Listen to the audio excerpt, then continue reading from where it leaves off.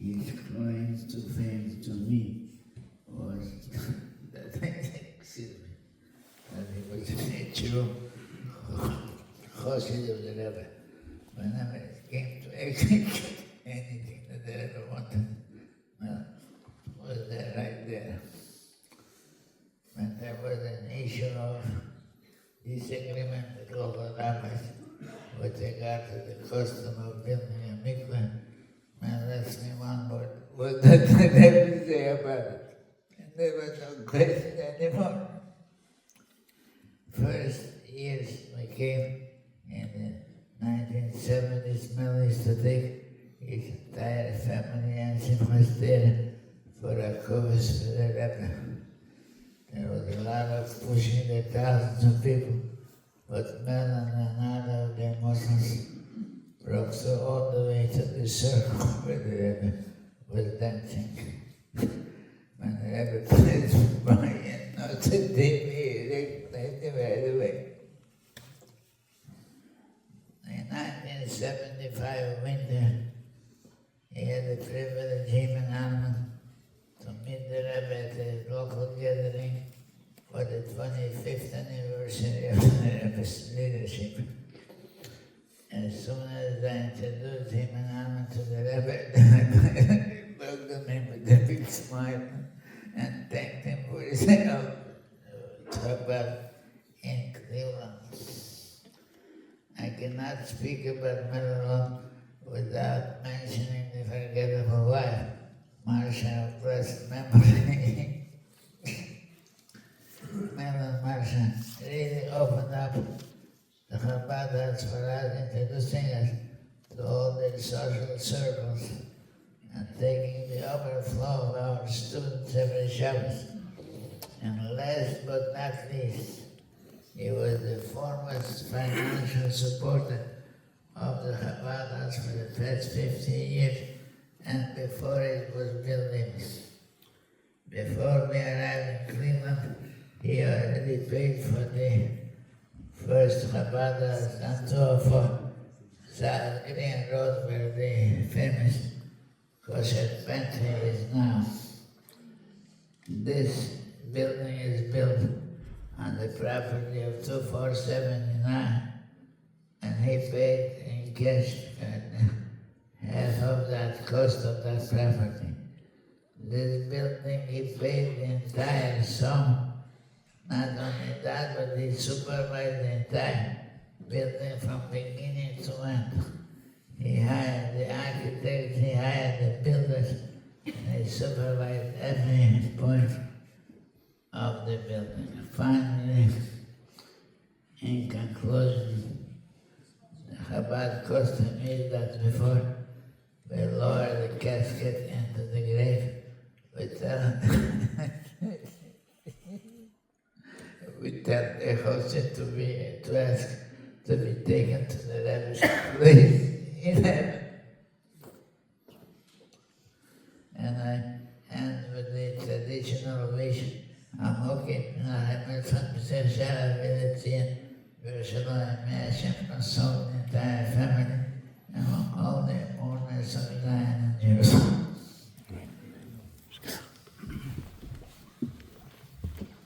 Thank you.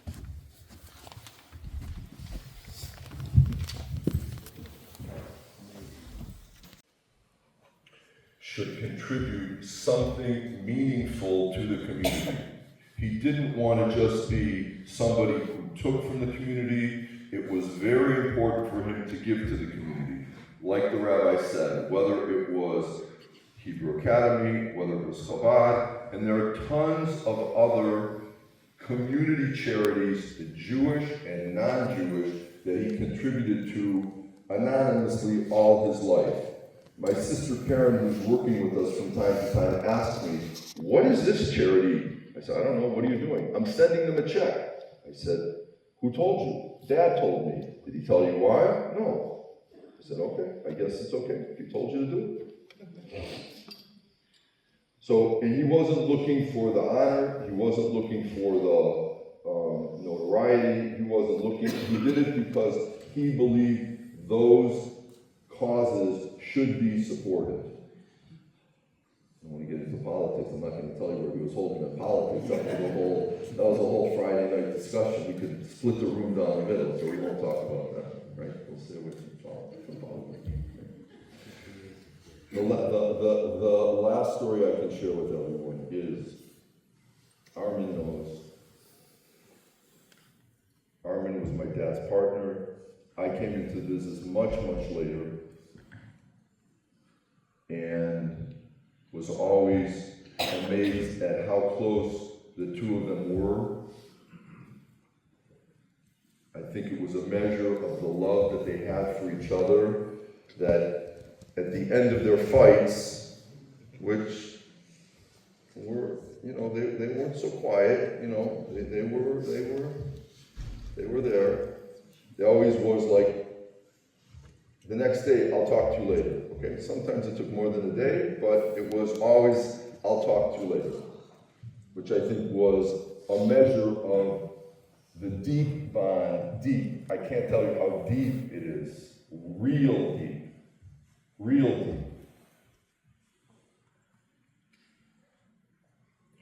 And when our business was experiencing the challenges and the difficulties that are inevitable in any business, I remember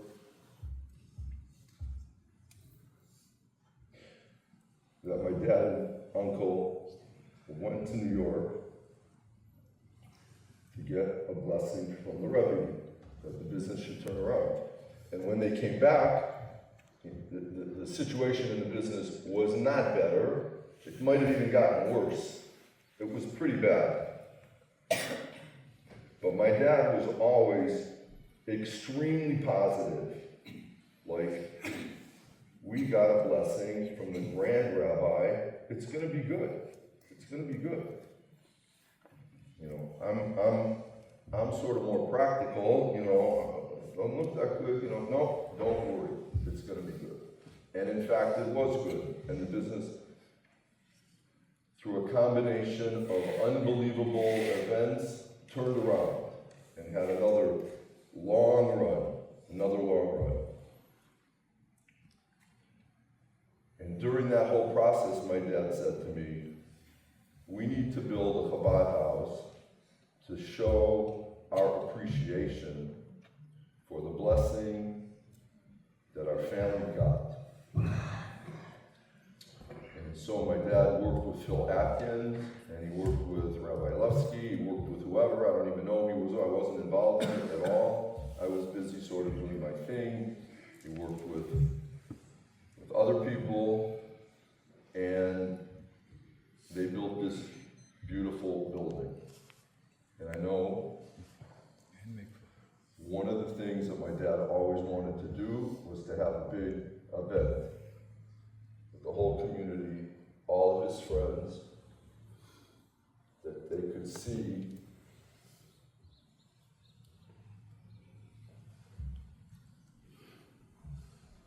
that he followed through on what he said. Yes.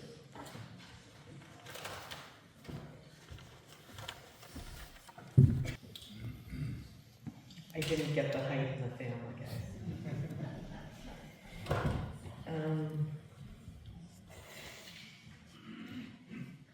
So I will make my remarks actually brief. Thank you everyone for being here. Those of you who knew my dad, some of you who worked with my dad, just thanks for being here today. It means a lot to see those faces in the crowd. People came in from far and from close. Just to be here together to take a minute to honor my dad. And I personally want to thank Leonardo for coming. And my sister, my brother, Claude. Kids came from New York, California, and from Pennsylvania and Tennessee. I was told to speak a little louder. My dad was 90. but he didn't act like he was 90. And when I would go to see doctors, I see it, one of his doctors is in the crowd, or was. I want to thank Dr. Koifman. I don't know if he's still here. Yes, he is. And he was one of my dad's main doctors this last year. And my dad would say, I have a problem with what God does. This body should not age. I have to talk to Hashem about this because I don't get it. I don't like this. And he felt like he was not 90, and he didn't think like he was 90, and he didn't want his body to be like 90. But unfortunately, I mean, first of all, thank you, God, for giving my dad so many healthy years, because that is really a gift. You know, and both my parents really had arichas yamim, long life with healthy years, and that's really something to be grateful for. And I'd have to say that it was pretty miraculous. My dad had a few health issues in the last 2-3 years. It was pretty good to get all the, I mean, I would go to the hospital with him, and the nurse, the intake nurse would say, Mr. Waxman, what medicines are you on? He'd look at them, he'd go, what do you mean, medicines? I'm not on medicines.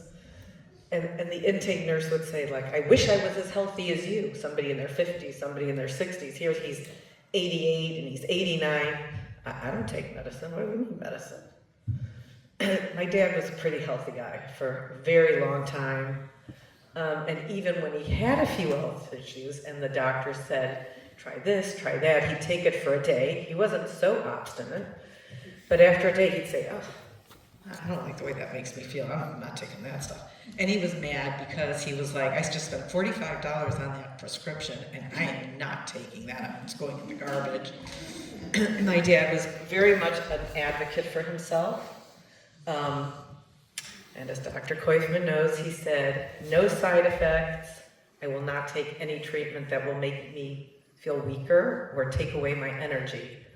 Because he had his eye on the ball. My dad was an eye on the ball guy.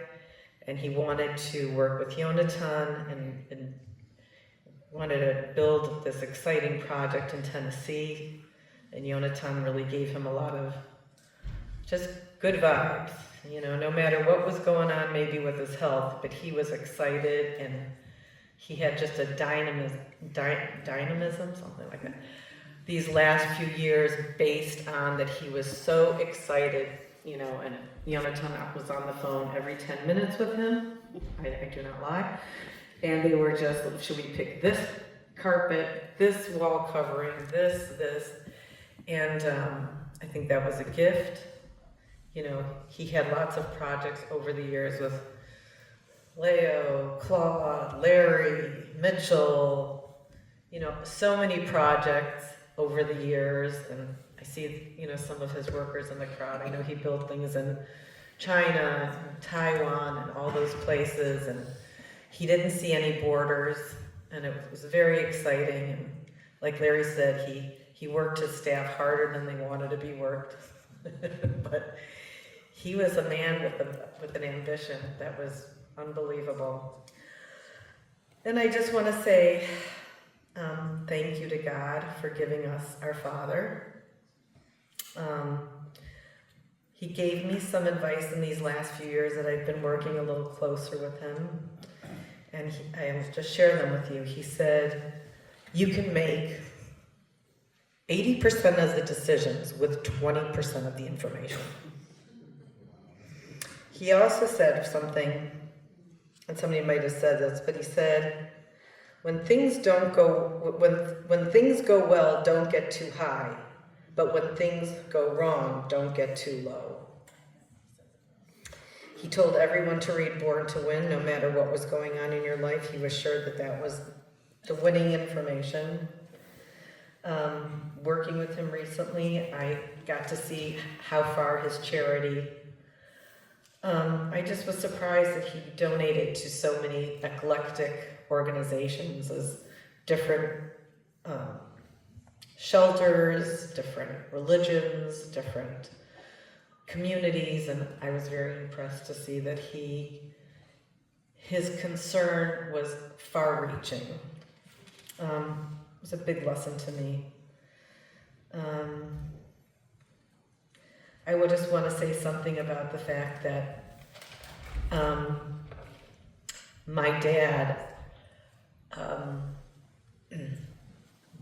passed on a day, and I know it's been mentioned, but it's a Jewish holiday. We have Rosh Hashanah. After Rosh Hashanah, we have Yom Kippur. It's our Jewish New Year. Then it's our Jewish Day of Atonement. And then we have this 8-day kind of not very well-known holiday called Sukkot. Some people know it, some people don't. But it's called the holiday of our joy.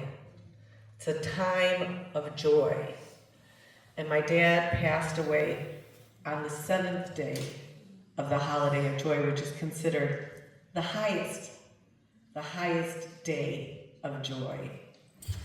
And as some of the rabbis said, he used to go to New York and he would dance on that day till all hours of the night with thousands of Jews and thousands of people singing.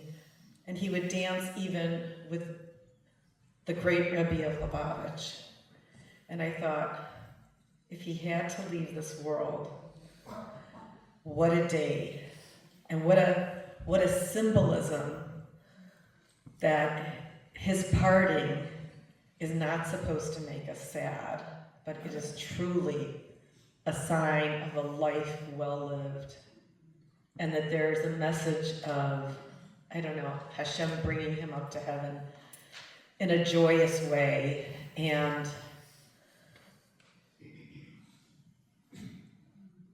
I guess I will share that it was when my son Shua passed 7 years ago, it was the last holiday that he had celebrated, and he got sick 2 days later. So I felt like there was some connection with Shua of Simchat Torah being somehow this soul connection. And what I really want to share is that his physical parting does not mean that he's gone. It's a physical, his physical existence is gone, but that he's still with us, for all of us, in a spiritual way. And we learn that from many teachings, and people can delve into that, but I truly believe that there was a really high message, that my father was a really high soul. And Dad, I love you, and thank you for everything you've ever done for me and taught me. I'm proud of you. I'm proud to be your daughter. I asked him to bless our family. The last few days he was kind of still, God had his eyes open, and I hope he will continue to bless us from heaven, all of us, to make him proud.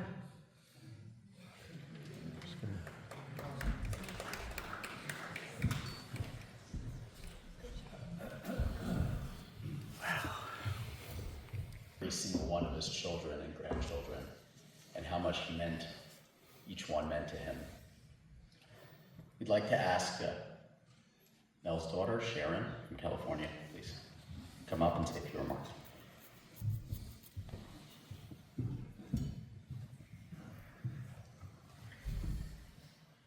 Hi, everyone. Thank you for being here.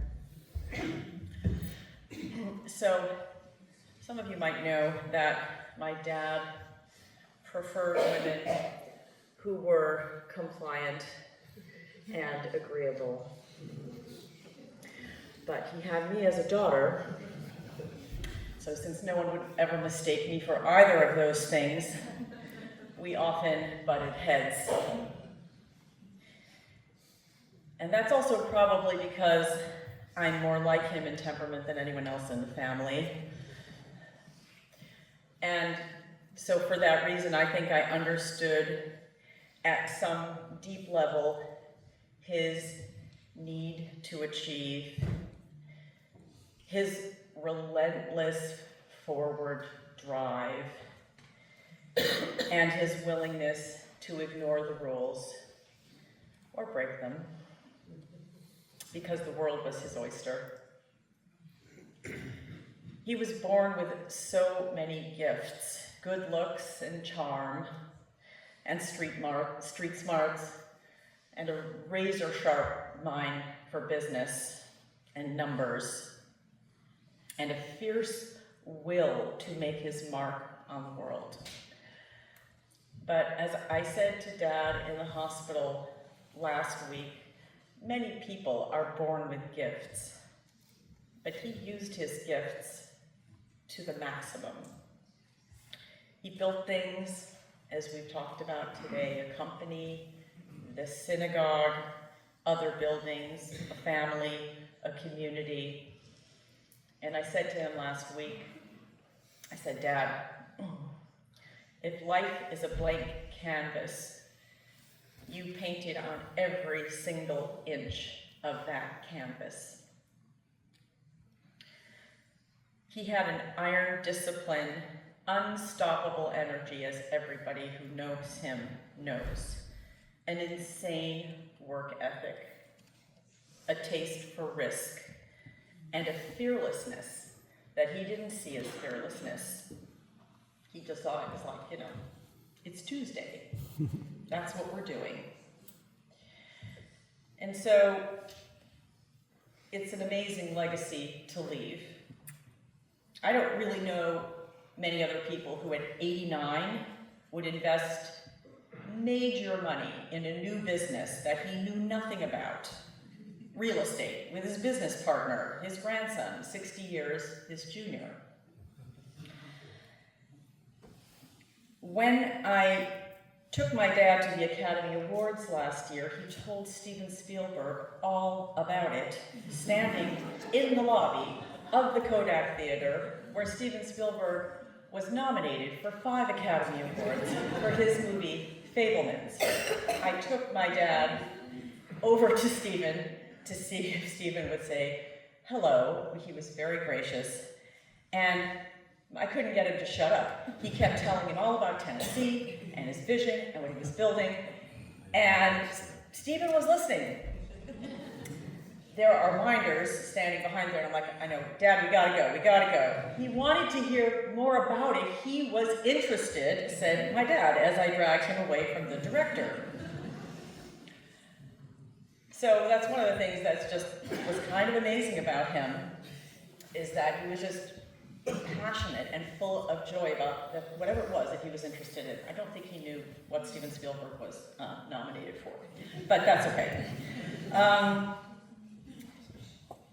And he would always say to me, as he said to other people, he would say, I could have been a Hollywood mogul. I could have. And I really do not doubt it. He just chose to stay in Cleveland. I left Cleveland at 18 to be a journalist.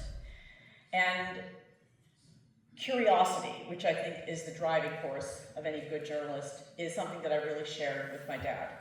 Because one of the things I discovered when I decided to go into business, which I never had ever had planned to do. My father used to say to me when I was young, like 20, he'd say, let me buy you a newspaper. I said, no, don't buy me a newspaper. I don't want to run a newspaper. I want to be a reporter, which is what I did for quite a long time. Until then, newspapers died and I had to figure out something else to do. But I always thought in my life that I was like my mom. I always thought I was like my mom. My mom really raised us, and I just thought I really took after her. And I only discovered, to my dismay, that I was really more like my dad. And much more than I ever wanted to admit. And the curiosity that drove me to be a successful journalist is exactly what drove me to be an entrepreneur and start a business, because it's all about asking questions and learning and bending rules and breaking rules if you have to. Asking for forgiveness instead of permission is a key quality of my father's that I share. And also starting a business where I swore I would never bring in family, because I left a family business and I do not want a family business, and then here I am with Claude in the business and my son Jeremy in the business, and so you cannot escape family. One thing I will tell you for sure is I'm convinced that my dad is really surprised and super annoyed that he isn't here with us today. alive. He was fighting cancer, he had a serious lung infection and a virus and a heart condition, and he told me he was feeling kind of low energy. And then a couple Sundays ago, he sent me photos of the new house that he and Jonathan had built, and that is now on the market for rental. We were talking pricing of the house. He was fully in it. So you really will forgive us kids if we all believe that my dad just might be immortal. Turns out he's not. But damn, if you're going to live a life, that is the way to do it, on your terms, every day, all the way. Bravo to you, Dad, for the life you lived, for the life you gave us, and love to you from your most difficult daughter.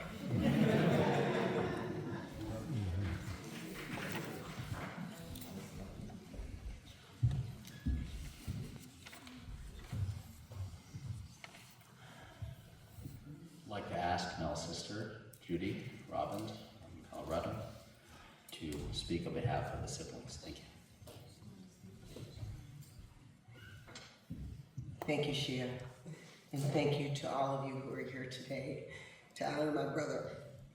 I think some of the remarks that we've all heard have been pretty spot on, because my brother was, as you've all heard, a unique individual.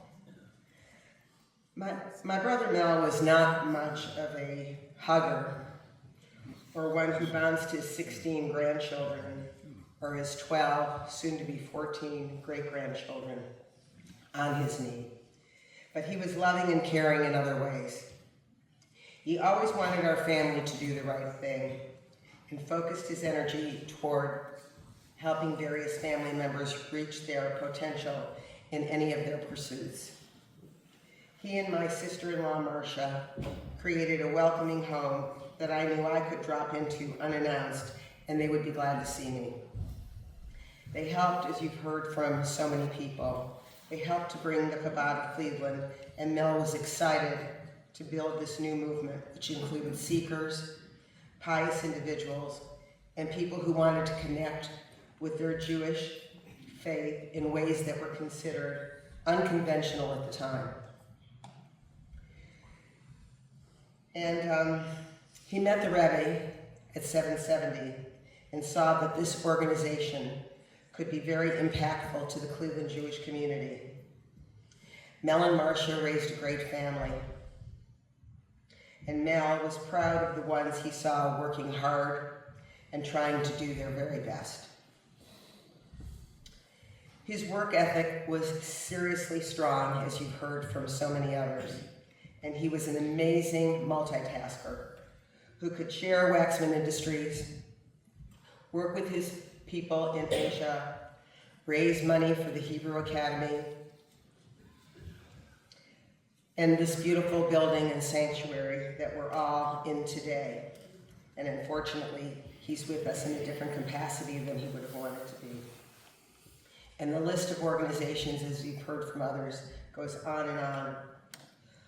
Although he often came across as tough and had little interest in small talk, he had a soft spot for people who were struggling, and to figure out their life, he was there to help them. He had a remarkable ability to shake off bad news and not let it destroy his optimistic approach to life. I admired his resilience and his ability to let stuff go. Most of the time, he would fight hard to the very end. But at the end of the day, even when things did not go his way, he would let it go, and he did not hold a grudge. He loved tennis and basketball, and over the years you could see him sitting courtside at the Cleveland Cavaliers game, yelling at the coach, or in the stands of the US Open or Wimbledon. There are many adjectives I could use to describe Mel. As we've heard, visionary, cantankerous, generous and philanthropic, stubborn, whip-smart, driven to succeed, disciplined, and incredibly resilient. Throughout the ups and downs of his life, he was able to shake off difficulties and get to the other side and push forward. I admired so many of these qualities and would throw up my hands at some of the others. When people have asked me to describe Mel, I've said he was the personification of the great Frank Sinatra song, My Way. And now the end is near, and so I face the final curtain. My friend, I'll say it clear. I'll state my case, of which I'm certain. I've lived a life that's full. I've traveled each and every highway, and more, much more than this. I did it my way. Regrets, I've had a few, but then again, too few to mention. I did what I had to do and saw it through without exemption. I planned each charted course, each careful step along the byway, and more, much more than this, I did it my way. I think those words that were written by Paul Anka truly describe my brother Mel to a T. Mel, you were the gorilla glue for our family and the Cleveland Jewish community. I knew this day was coming, but you planned to live to 120, or at least 100. I say 90 is a damn good run. I will never forget Mel salsa dancing at his 90th birthday party only 7 months ago, and even traveling to Tennessee in September for his last trip to see the good work of his grandson, Jonathan, who he loved being in business with. Those of us who loved him and treasured his unique ways, and you've heard about them from so many others, will all miss him forever. I know I am sad to be with all of you today, but I am so grateful that he was my oldest brother and always rooted for our family and for the Jewish people. May his memory be for a blessing for all of us.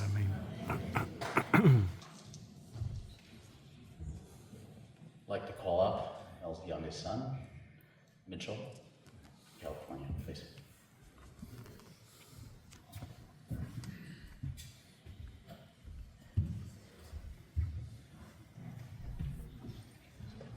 Hello, everyone. Thank you for being here. A lot of very moving, very personal insights from the rabbis, my older siblings, my Aunt Judy, people who knew my father longer than I did.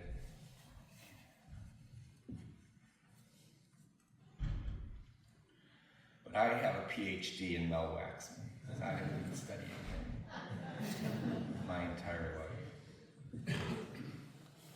Talking to the And mic. so I would not presume to correct anyone, but I would share with you just a few impressions of my dad from a very young age that told me the kind of man he was.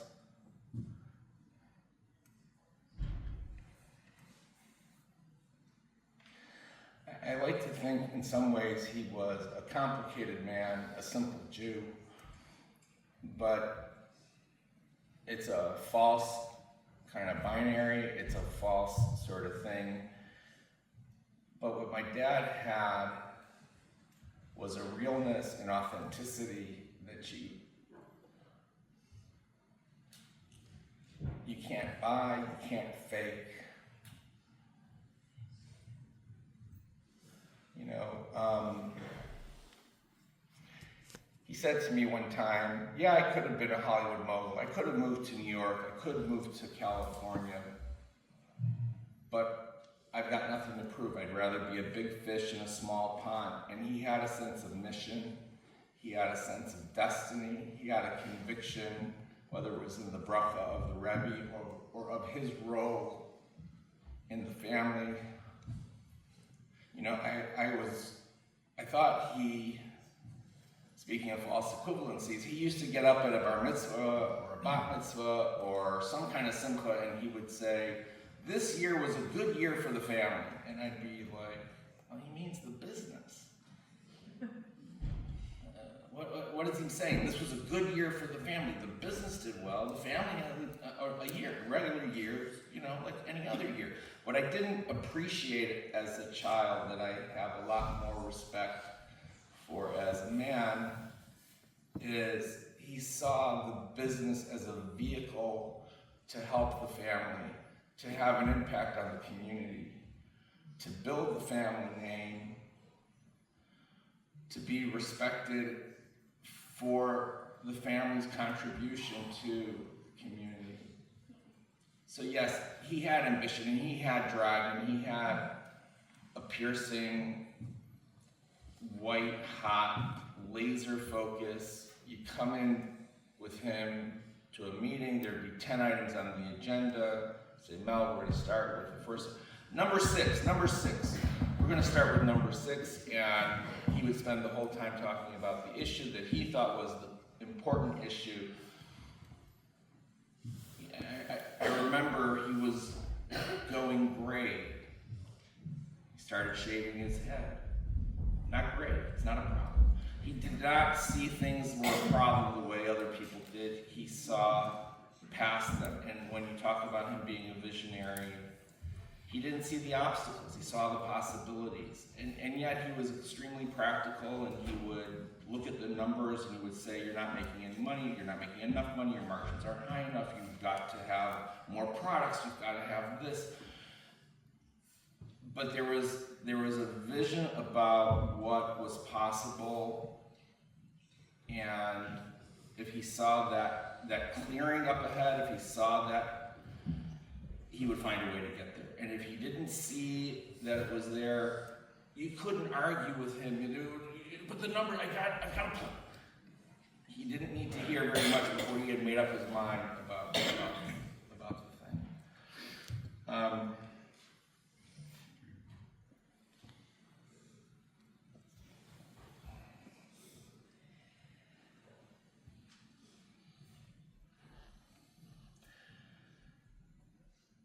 It's been a lot of speakers, and I wouldn't say that my thoughts are super focused. I have a lot of different impressions and feelings, but he set a very high bar for himself and the people around him, and he showed what commitment and discipline and focus and distilling things to their essence could help a person achieve. I'm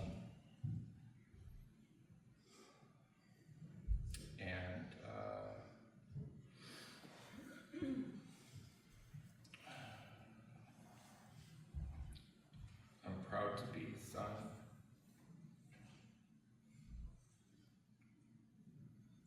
He throws a big shadow. But he also left a big wake, created a lot of opportunity for the family, and taught us many lessons, and me personally, many lessons. One last thought I did want to share.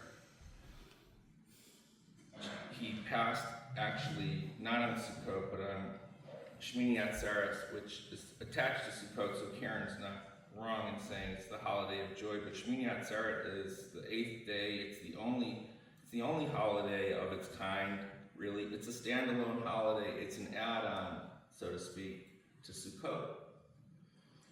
On Sukkot, there's an order of sacrifices that are brought, 70 sacrifices. I'll defer to the rabbis for the details on that, which represent the 70 nations of the world. And that was very much how my parents saw Sukkot and saw their role in the community. They would invite to their sukkah people who weren't going to have a meal in a sukkah. And so there was those families who would come and participate, they didn't seek to there was always a purpose to everything my father did and my mother did.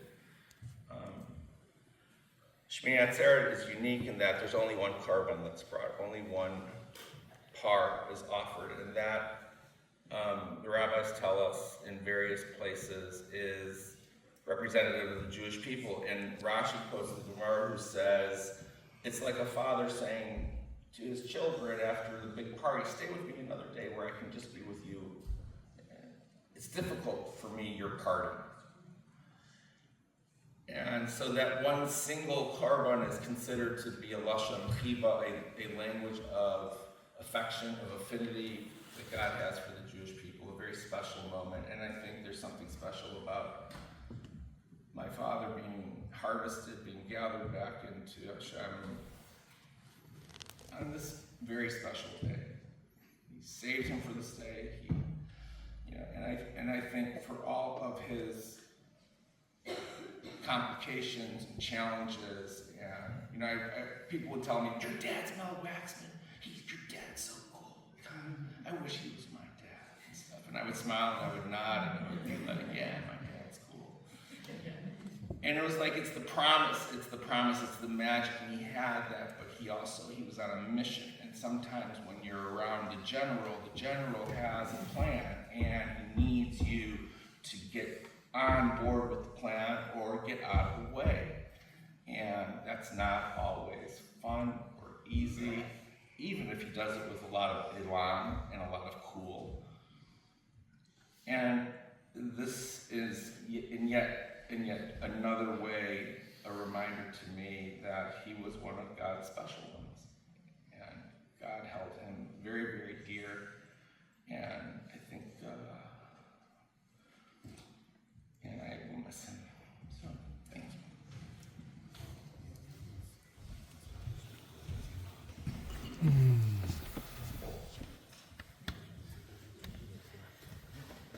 Thank you. We just have a few more family members to say a few brief remarks. As we all know, Mel always looked at himself, as was remarked earlier, as somebody who was part of the young crowd. And we'd like to ask the grandchildren to come up. Rachel, to speak on behalf of the Polonsky family.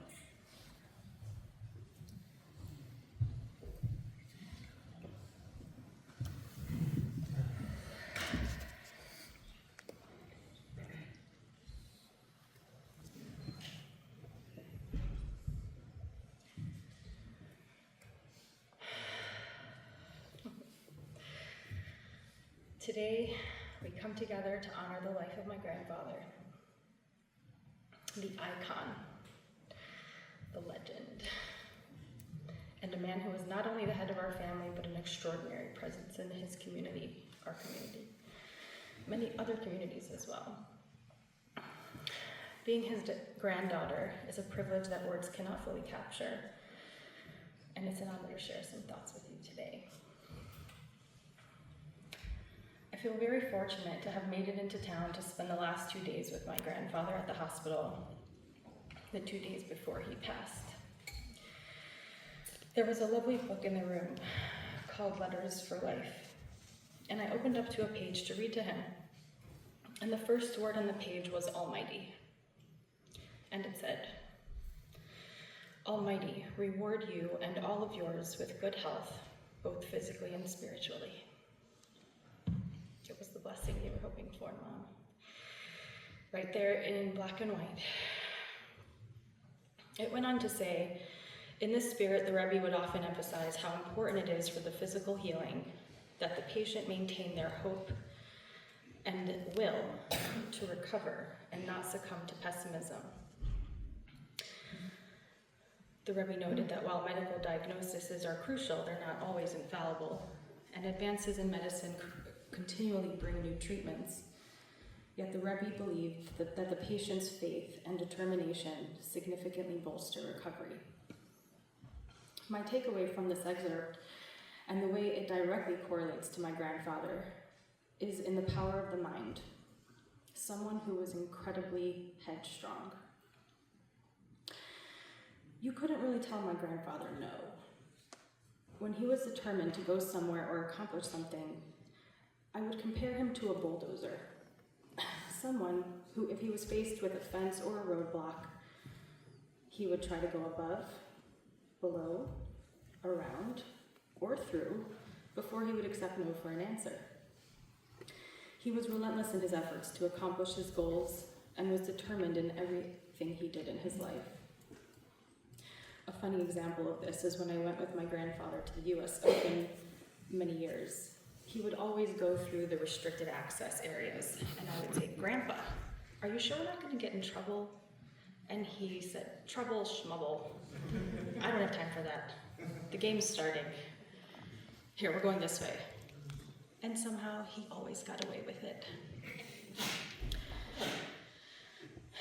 My grandfather's love for the Torah was deep and genuine. For him, it wasn't just about religious teachings, but a way of life, a blueprint that shaped everything he did. Whether we were highly observant or just exploring our path, his faith and his devotion to God remained the foundation of our family.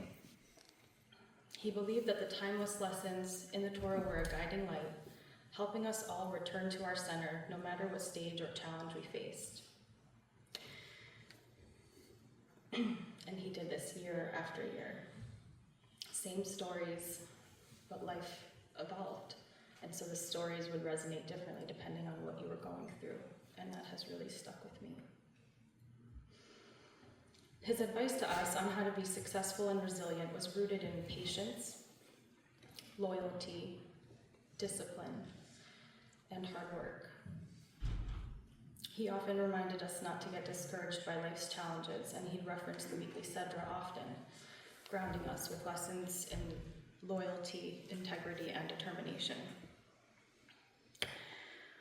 When I think about the way in which he viewed our extended family, it made sense to me about why he felt the need to take care of everyone.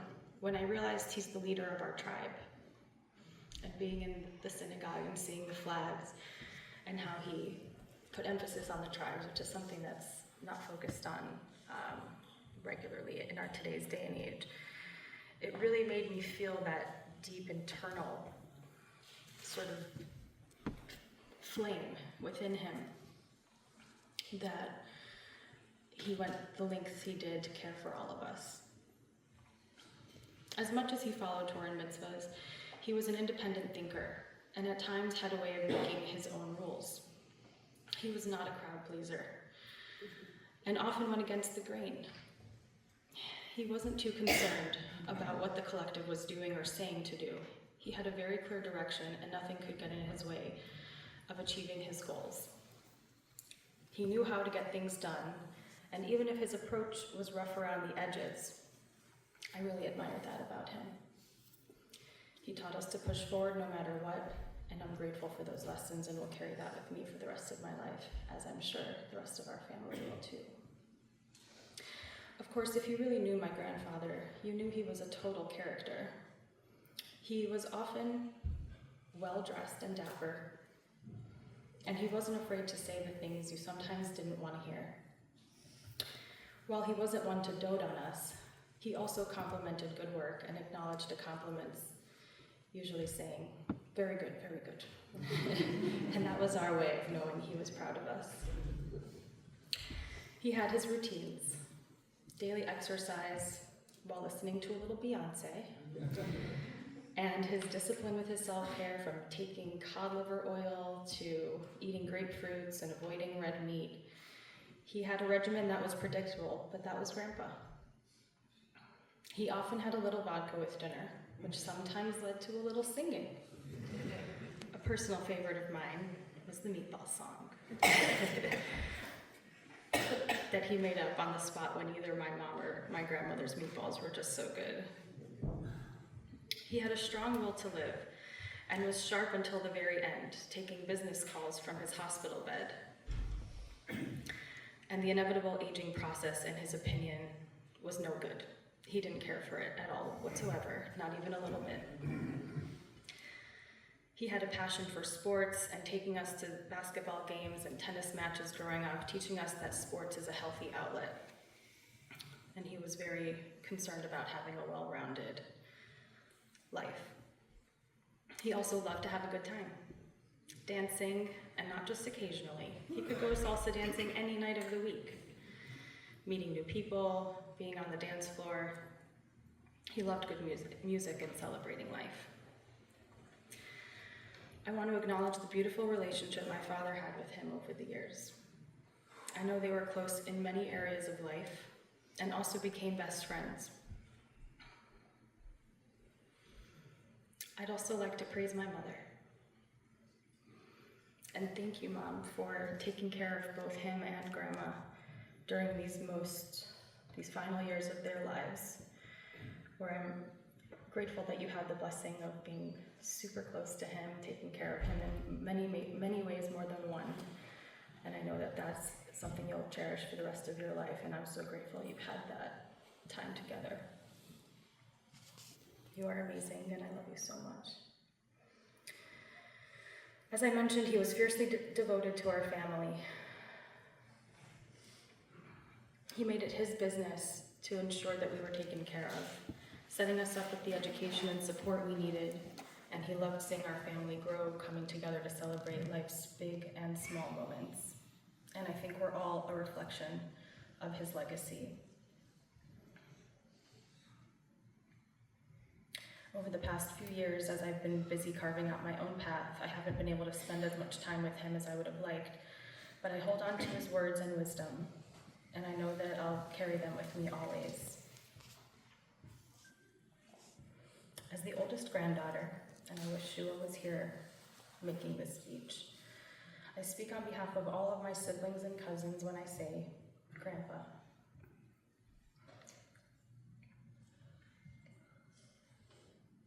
Thank you for everything. For the lessons, the strength, the laughter, the love, and the hard talks that you shared. You've shown us the power of resilience, the importance of family, and the beauty of living life to the fullest. And while you may not be here with us physically, we know you're here with us in spirit. While we're saddened that you're no longer with us physically, this is a true celebration of your 90 incredible years in your human body. And know you have the most beautiful welcoming committee, including Grandma, Shua, Ken, Nanny, and Poppy, to name a few. May your soul find peace, and we are grateful for the gift of your life, and will carry with us always. Amen. The final family member I'd like to call up, Mel's grandson, business partner, and in Mel's words, his protege, Jonathan.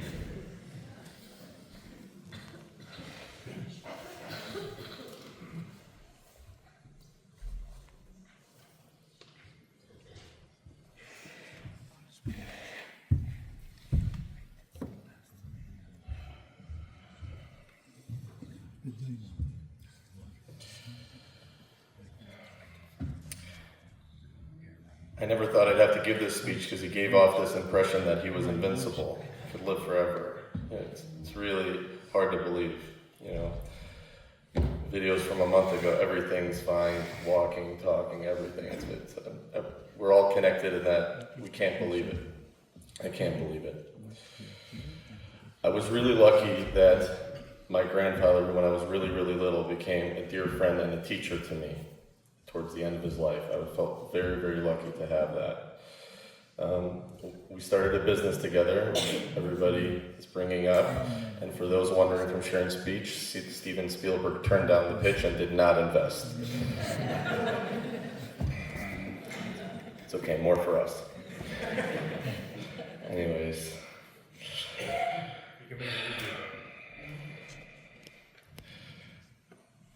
The biggest thing that my siblings and I got from growing up around Grandpa is the ability to think big. We were really proud to be Waxmans.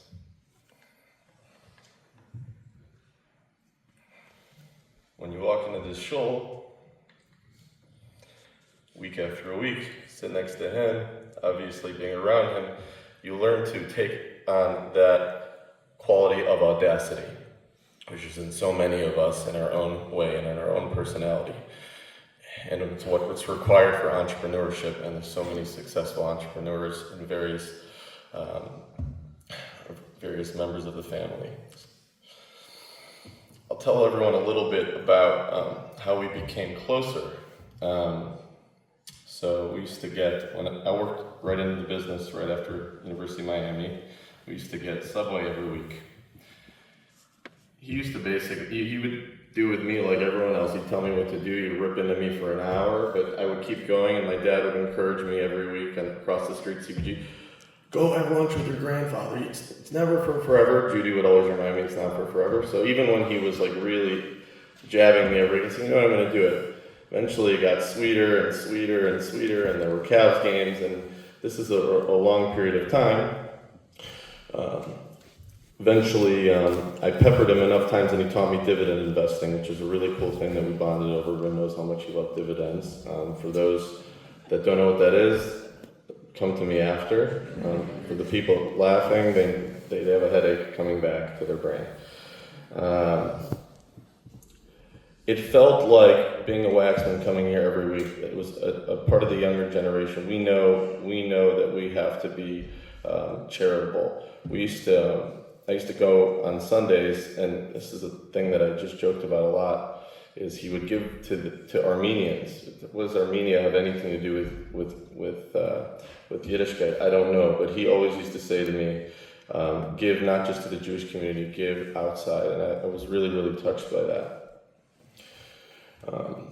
I think it's a really cool story that somebody at 88 decided to go on an adventure and pick the national parks in the middle of Tennessee, send his grandson, who, the most he went away was to yeshiva. I did not go away to the mountains of Tennessee, where there's probably 3 Jews the entire time I was there. Lots of good stories that I can tell off the record, off the mic.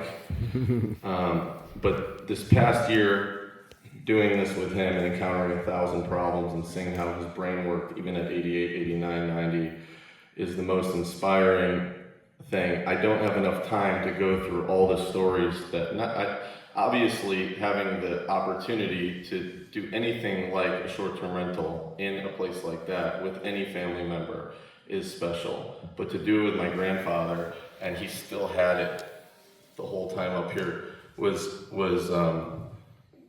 the highlight of my life by 100x so far, even though it was extremely lonely to be there without family and friends for a year.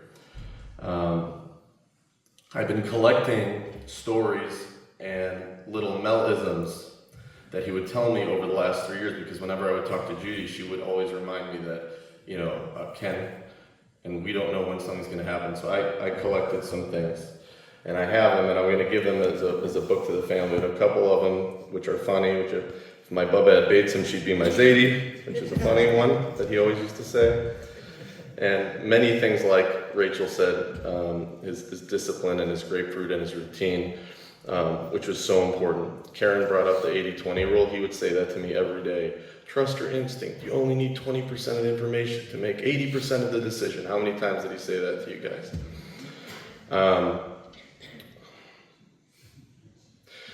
The book, Born to Win, which has a terrible title, by the way. I always used to tell him, if it had a better title and a better intro, more people would read it. And also if you said it nicer. But that was not going to happen.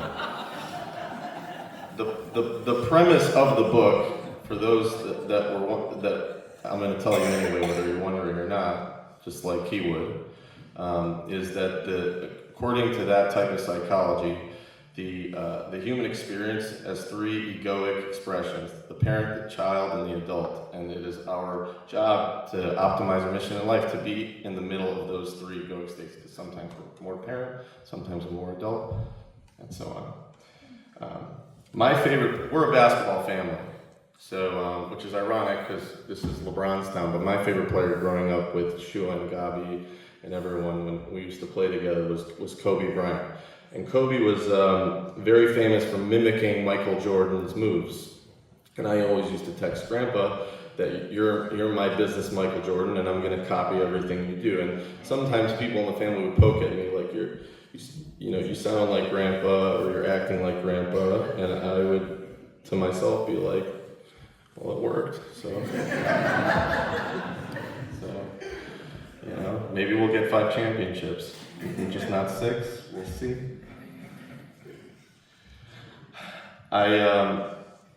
Again, some of this is not, I haven't crystallized and formulated all of it yet, but in the vein of basketball and MJ and Kobe, I think his unique mindset was, and I said this at his birthday, but I'll say it again because I really need to formulate this in a more organized way, is the pillars of the Melvin mentality. And a lot of different stories of people that spoke before me gave off what that Melvin mentality is. I'll start off with a few, just 2 or 3 of these, if you'll have me. I thought it was very interesting that during COVID, when nobody was leaving the house, and I know this is controversial, but just shows how he did what he wanted to do and what he thought was right. He would unlock the shul, come into the shul by himself, dive in, go home. Like, nobody came here. I don't know if anyone feels a certain kind of way. I just thought that was so cool. I'm like, this guy, he's walking, he's coming, and nobody, this is peak fear, peak everyone's freaked out, nobody left the house. I thought that was amazing dedication to Yiddishkeit. Just another couple of things that I think are interesting. I would take these videos of him. He would keep every receipt, Karen knows. He would keep every receipt. And you would think a guy like he's had all the financial success one can have. Like Sharon said, he really, she wasn't just talking about money, but he painted the entire canvas. I never thought that somebody like that would track every receipt, a $2 payment from Lowe's, and then he would write it down and he would have a notebook. If he was, I would say like this, it stands out because you don't think somebody's still going to keep doing that even at that age. And he kept his same habits from when he was 40 to when he was 90. One of the Melvin mentality things I thought was a cool story is don't be afraid to improvise. So we were in Israel during October 7th, which is a scary time. And when October 7th happened, we were in Iriamim, this is part of Netanya, and there was all these building rules came in. You can't leave the building, you can't go to the pool, you can't do all these things. He went to the pool, he did his laps. We closed. Well, yeah, there were also helicopters, airplanes, and rockets. You could see them. They were falling in the ocean. Thank you, Abigail. It's a very emotional day. I forget the details. Another Melvin mentality is his love of life. He went salsa dancing, I believe, this year, which I think is outrageous. He called me one time. I was in Tennessee, had a really hard day. Contractor called me every name in the book. It was 90 degrees. I'd been waiting for a guy in the sun for 4 hours. He called me from a club, one of his friend's restaurants. Saeed, love Saeed. And he was out. I was like, wow, that's unbelievable that he's out. He's telling some woman, showing off about what we're doing. I thought that was amazing. He had a deep sense of frugality, and he was not afraid to negotiate with resilience. So I thought this was such a cool story, and I said it to the Memis last night because these are the things that, from a student perspective, I was impressed from him, the teacher. It was, in Tennessee, you have to get something called, I don't know where Phil Atkin is. Oh my gosh. We're at the end of getting the septic tank. So if you guys know what that is, it's the delivery system of the bathroom to the water, okay, to keep it light, okay? And in cities, you don't need them because the cities, connect right to the city connections. But you need a special system called the septic system, which needs special approval. And in places like Tennessee, if you don't get that, you can't rent the house. And these types of people have all the leverage. And the guy we were working with was muscled up, tatted up, definitely tough to negotiate with. And there was a dilemma. He finished his work, but we wouldn't get our permit till the end of the following week. And he wanted to know we're permitted. I'm not going to pay you if I don't know you didn't do the job that is going to get the permit. The guy's going crazy. And he said to him in his face, listen to what I'm telling you. You will get 43% today. I'm going to write you a check. You're not the only expense that we have, as if like that's his problem. And the guy agreed. It was crazy. It was the most intimidating guy I ever saw in the South. You know, I'm just a Jewish kid from Beechwood, by the way. It is not that down there. Oh my God. Maybe that's why Spielberg didn't want to do it.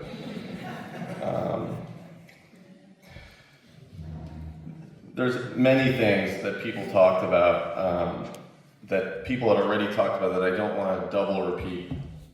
Like charity, everybody knows we're sitting in a constant reminder of what he did. I talked about the donating to Armenians. Of course, donated to the Chabad in Knoxville. It struggles after going there twice. The other thing, I think, because there's going to be a void left by him, and we need to be able to emulate all his best characteristics best we can. But that's when we just started the business, and yes, he did keep every receipt that we did too. Something that I thought he had no fear, he had so much emunah, he would never budge when we were right. So we called the business Park B&B, and we got like 3 or 4 cease and desist letters from Airbnb. Airbnb's on the S&P. It's a huge company. I'm working with my grandfather out of his house and my parents' house. Like, there's no organization. And he would just laugh every time I'd show him a cease and desist letter for the trademarks. He would never budge if he thought he was right, and he stuck to the big picture. I have so many stories. Like I said, I'm going to put them in a book form because I can go on and drag on, and nobody likes a speaker that's going to do that. But I will leave you with this, and I thought it was a beautiful story. Obviously, we know when he passed away, Shmini Tzeres Torah. But when he was passing away, I rushed to get the unit live. I thought this was like a proof that there is a God, if you have any doubts. And we're holding his hand, we're all holding his hand in the hospital. Thank you, Karen, for telling us it was such a special moment. Who gets to do that? Nobody. And we feel his hand go cold, the monitor goes flat, and my phone vibrated. And I screenshotted it, I sent it to Judy because I couldn't believe it. We got our first reservation for 5 nights. Right after, I'm like holding his hand, and I'm like, whoa. And I blurted it out, Karen, if you remember, as I, like a little, like in my child, as he would say, you're in your child. I was in my child. He's probably mad at me right now, but, you know, sorry. It's exciting. Yeah. I thought that was a beautiful cinematic type story for that little chapter of his life, and I know he was very close with a lot of people at various stages of his life, but for me, he was that Michael Jordan, and we will keep copying his moves until 120, because he left an amazing legacy. And Daddy, that was a beautiful speech. I love you. And Rachel, that was such a nice speech, and Mitchell, Sharon, Judy, everyone. Thank you. Thank you.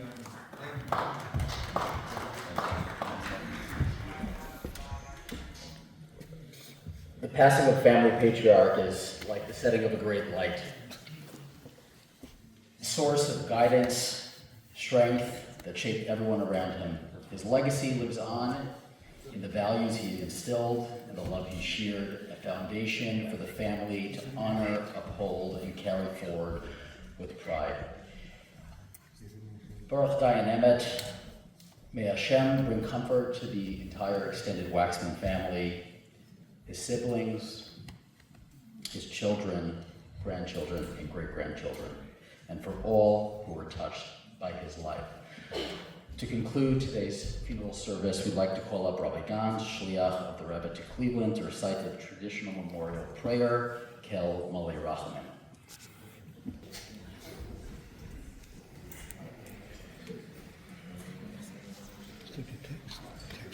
Malei Rachamim, Shoichein Meroimim, V'yitzei menucha nechoyno Ala kanafei ashchina V'ma'alois hagdoyeshim u'tohoirim Kezohar Horoki amazirim Es nishmas Reb Moshe ben Yeshua Levi Sheholach le'olamoi Ba'avo leshnot v'tzedakah b'dasko boras nishmasoi Began Eden tehei menuchosoi Lochein balo rachamim Yastireya v'sefer knafav le'olamim V'yitzeroir b'tzeroir achayim Es nishmasoi Adonai unachalosoi Ve'yonuach ha-meshkovoi b'shovoloim V'noimar Amen. O God, full of compassion that dwells on high, grant a true rest upon the wings of the Shekhinah, the divine presence, in the exalted spheres of the holy and pure ones, who shine as the resplendence of the firmament, to the soul of Reb Moshe, Reb Yeshua Levi, Melvin Waxman, who has gone to the supernal world. For charity has been donated in remembrance of his soul. May his place of rest be in Gan Eden, paradise. Therefore, may the All-Merciful One shelter him with the cover of his wings forever and bind his soul in the bond of life. The Lord is his heritage. May he rest in his resting place in peace. And let us say Amen. Amen.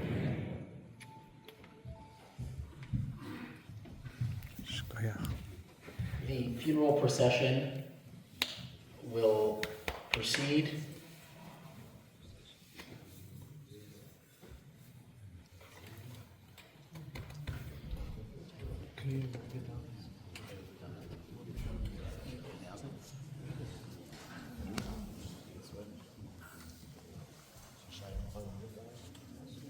The Kriya will be done here, Waxman Chabad Center, for those who are mourning siblings and his children. The funeral procession will continue on past Waxman Industries, and then we will take the Urim, Moshe ben Yeshua Levi, past his parents, and ultimately he will rest in Beit Olam Cemetery on Chagrin and Richmond Road, will be where he will be laid to rest. Rabbi Chaikin is asking me to provide Shiva details. Shiva will be at the Waxman home, 4411 University Parkway in University Heights, Ohio. The family will be accepting visitors today between 6 and 9:30 p.m., Monday through Friday, 8 a.m. to 11 a.m., and between 6 and 9:30 p.m. At 8 a.m., and Mincha services will be, afternoon services will be at 6 p.m. Monday through Friday.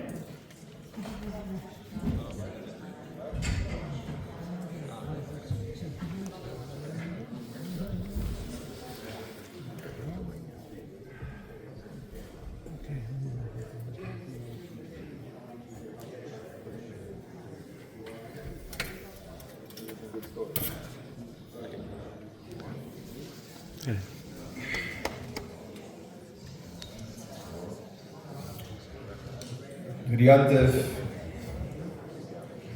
Today is Isra Chag of Yom Tov. We just, I just wanted to share something. Have the opportunity to share something with the community. Everybody has already shared so much. What's going on in this room, in this community. I have the, I'm lucky to share with you my beauty and my connection with Grandpa. Everybody obviously has their own special connection with my grandfather, with Grandpa. We all call him Gramps or Grumpy.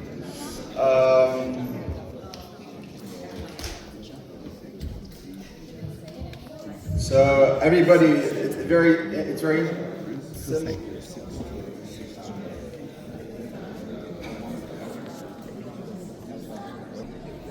I'm gonna share a piece of art that means close to me. I'm sure many people actually know the song. Please sing along. My way.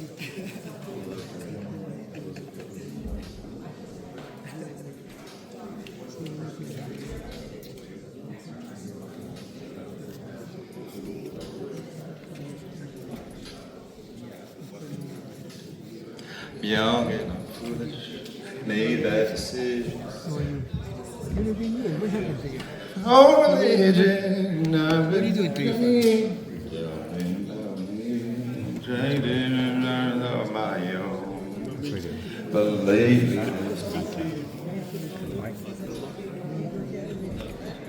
and the world's on fire. I just don't know what to say. Maybe I'll.